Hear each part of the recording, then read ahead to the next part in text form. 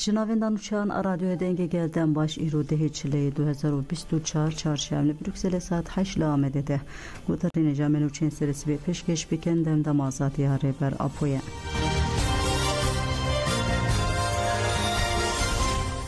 Çalakya nöbete yalvargah şehit Rustem Cudi Mahmure yajı bu şikandına tecrüt ve alozya fizik yare ber apohat des bekirin droja sedu heftu pencan de bir yardariye kurtu dome. Çalakya nöbete yakod bisti termihede hati des bekirin bu komasu pencan berdoğam dike.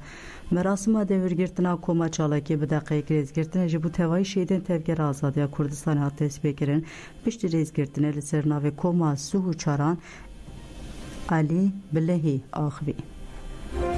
سالن به تو شوی ام آگاهی جریبرتی آخوانا گیریم به بونه ام بانک لحمو سازی ام پیوندیدار دکین دمک جدمک زوتر لارکو برپسیارتی آخوارابن تجریتا گرانکری یال سر ریبرتی بدن را کرن ام بانک لحمو کردن خدان کرامت دکین ده هر قاده ده تشتاکو دکه و سر ملیوان بیگ بینن جبان بکاربن آزاد به ریبرتی آخوار جیان بکین جی ایرو شونده ده هر قادن جیانه ده چه گاوه که ام باویجین چه نفسه که ام بستینین و ده آرمانجا چالکی ها آزادی ها جبو ریبرا پو بید بجید سرک آپا بجید سرک آپا Endamı konseri ve berakecike Mustafa Karasogul heke iro tekoşina jine avqazım zembuye devirde xata sara diyar kere. Mustafa Karasu tevri bernameye teybet Ahmediye haberi bu. Dısal ve gere yazdemina komkuja Paris'de de şahsi şehidin Paris'de şehidin doza azadiye hemu birani. Mustafa Karasu der haqqi komkujiye li Paris'e nırxandının berfire kirin ragihand go her du komkuji jaliye devleta Türk ve hatine kirin u hagut. Despeke duxazım bejim de her du komkuji andeci berpisyariye Fransa'ya he. Laliyedin herkes jipet zane ku devleta Türk ev komkuji kiriye. Jixwa eşkere buye ku komkuji ne çile jaliye mite ve hatiye kirin. Lipay komkuji duyem ji devleta Türk he rasti eve. Mustafa Karasu ragihand ku devleta Fransa ji berasti zane ser rastiyan dan uqmine devleta Fransa xwe nade ber ronîkirina komkujiyan dûrî tevdigere. Fransa hukuk û adalêtê esas negirt li şûna wê berjewendiyan xwe da pêş. Lê em carekê din dubare dikin Fransa mecbûr e komkujiyan ronî bike. Heke vêneke wê devleta Tirk komkujiyê nû bike. Divir de lazim e civaka Fransê û rewşenbîrên wê jî vê rewşê qebûl nekin. Zextê li raydaran bikin da ku bi ser komkujiyê de biçe. Endamı konseri ve berakeceke Mustafa Karasu der haqqı keset u tekoşina şehit Sara sakine cansız deji nerxandının berfireh girin. Mustafa Karasu ji bu şehit Sara sakine cansız gut hevre Sara ji peşenk u ava keren PKK bu. Li zindane peşenga berxwedane bu. Hevre Sara rebera xeta tekoşina azadiya jine bu. Dema mirov bi vê çavê li hevre Sara binêre baştir femdike ku çima hedef hatiye girtin. De esasê xwe be hedef girtina wê projeya rêbertiyê hedef hat girtin. Êriş li hemberî xeta azadiya jine ya rêbertiyê bû. Mustafa Karasu da zanin ku berxwedana xeta jine bi seya têkoşîna şehîd Sara ewqaz mezintir bûye. Hevre Sara hê di destpêkê de ji bo jin xwe birêxistin bikin tep koşun ketta peşengi kirin.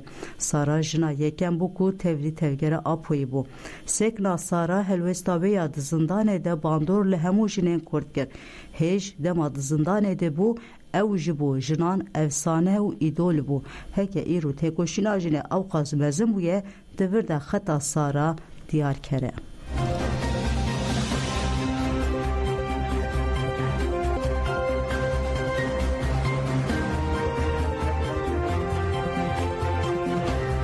Şehidin Paris'e li gelek welatên Avrupayê hatin bîranîn li paytexta Fransa Paris'e şehidên komkuja yekemîn sakine cansız Fidan Doğan û Leyla Şaylemez li avaya şaredariya Herema X'ya Paris'e hate bîranîn. Piştî rêzgirtina şaredar Alexander Kordebar axivî û dazanîn ku ev ê komkujiyê jî bîr nekin û nehêlin bê jî bîr kirin.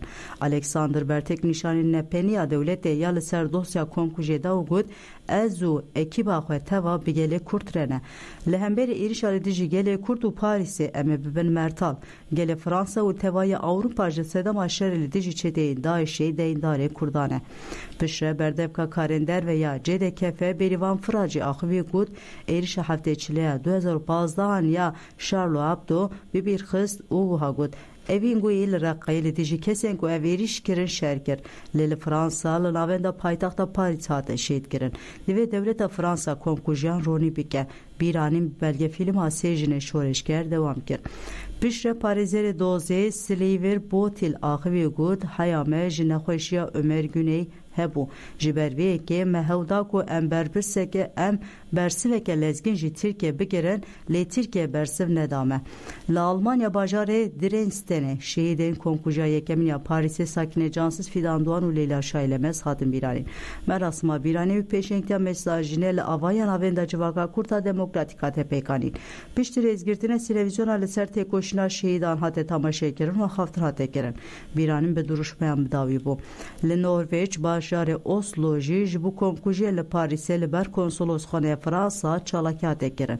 Çalakî û pêşengiya platforma jinên Kurd hate pêkanîn û piştî rêzgirtina aktivîsta jin Lida Wers axivî got dewleta Fransa her du komkujî ronî nekirin. Jinên Kurd û dostên gelê Kurd wê hesabê her du komkujiyan jî bipirse.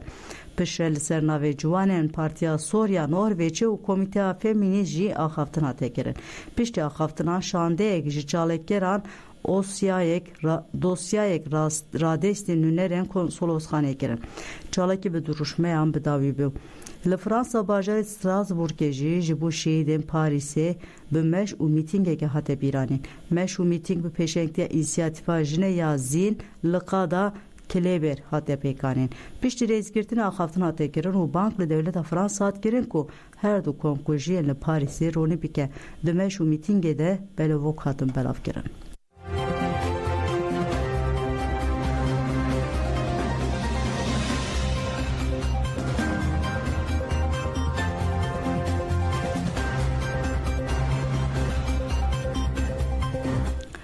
Hatta tola hevriyên xwe helînin em ê şer bikin.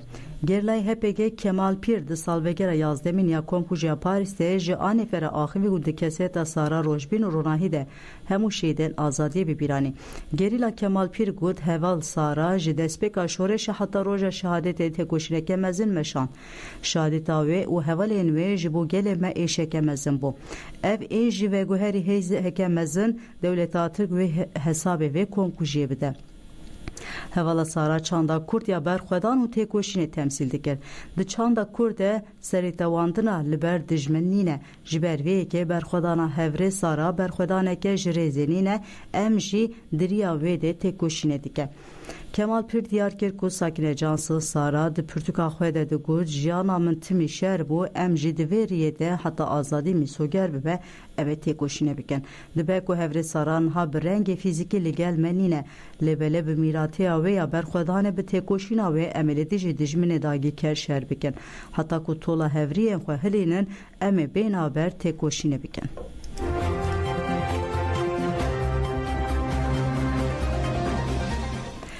Li girtiya nexweş Hanife Arslan gef hat xwarin girtiya nexweşiya giran Hanife Arslan a 76 salî ya li girtika tîpatiya Wanê de ye. Hanife ku ev nêzî 19 mehendî girtîgehê de ye nexweşiya koa, mîde û tansiyona bilind heye. Hanife ku di yek û sisê çilê de nexweş ketibû rakirin nexweşxaneya Dursun Odabaşê Azanîngeha 100. yılê. Hat tomarkirin ku dema Hanife ya ku rakir nexweşxaneyê ji ber ku nikare bimeşe kursiya bi teker xwestiye ji aliyê gardiyanan ve gefa eger tu carekê din bibêjî kursiya bi teker em ê bêyî ku te bibin cem bijîşk carekê din te bibin girtîgehê li hatiye xwarin. Kurêvê Mehmet Arslan diyar kir ku serlêdanên wan bê bersiv dimînin û banga berdana dayîka xwe kir û got em ê li derve tedawiyê dayîkê xwe bikin.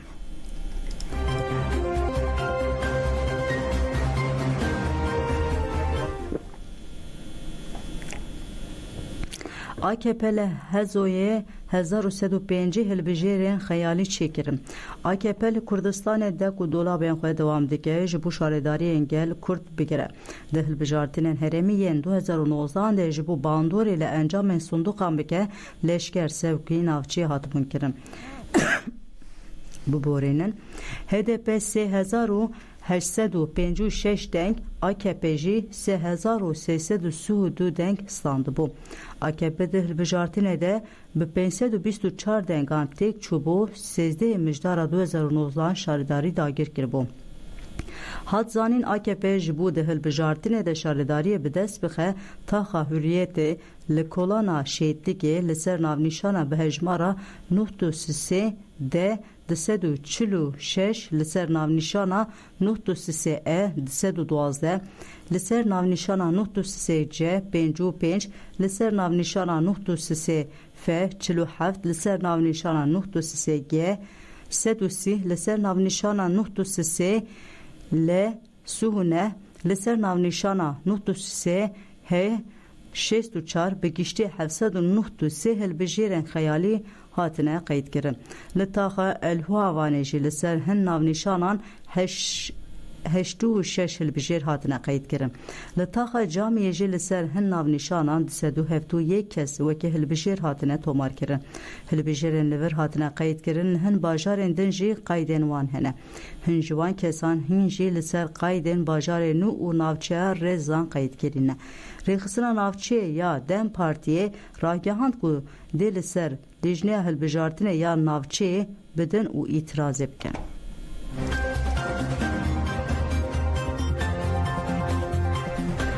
Li Reqeyê forma yekemîna meclis û komînan hatiye li darxistin komîn garantiya neteweye demokratîk e bi vê duruşmeyê Meclisa Giştî ya Reqeyê forma yekemîn ya komîn û meclîsan li darxist. Endam û nûnerên komîn û meclîsên Reqa, Tebqa, Minmiç û Derazor beşdarî formê bûn.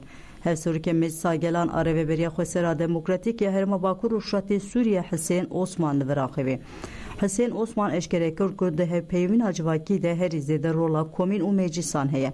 Hevseroka Meclisa Gelan a Rêveberiya Xweser Bêrîvan Xalis jî li vir axivî û balkişan li ser gefên li dijî Rêveberiya Xweser û got niha gelek alî hene ku hewl didin derbê li Rêveberiya Xweser bidin. Lê ev yek bi saye hevgirtin û bi rêxistina wê hemû hatin pêç kirin.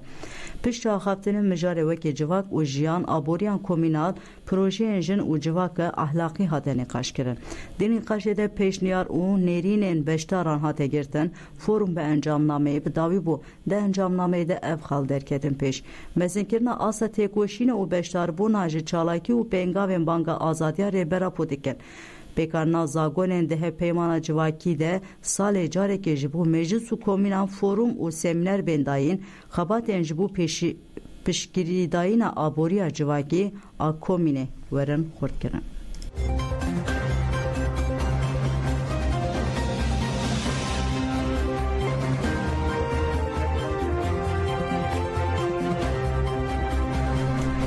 Daişê li Sûriyê êrişî hêzên Şamê kir, Iraqê jî baregehên Daişê bombebaran kir.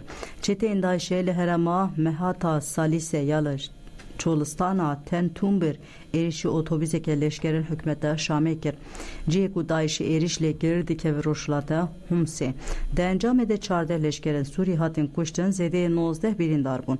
Li gorî agahiyên navenda çavdêriya mafê mirovan a Sûrî, Daişê li Çolistana Esrayê ya Rojavayê Reqeyê êriş kir navbera wan û hikûmeta Şamê de şerderketiye.